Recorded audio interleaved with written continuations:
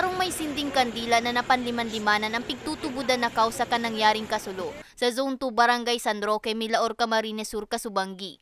Sigun kay Fire Officer 4 Rodel Benaflor, an officer in charge Municipal Fire Marshal Milaor Fire Station, dakula na ang kalayo kan makaabot sinda sa lugar, kaya naghagad na sindaning akudir sa makataraid na fire stations. Alas 9:47 nimbanggi kan maideklarang fire out ang kasulo na nagabot sa primerong alarma.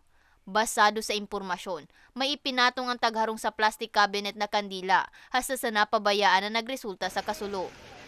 Oriente sa kanila, kaya lang medyo tradition kan pamilya na iguang ko sindang kuyan na-accomplish o na-address ng mga challenges sa pamilya na rangachi sila, nagpapangachi po sila.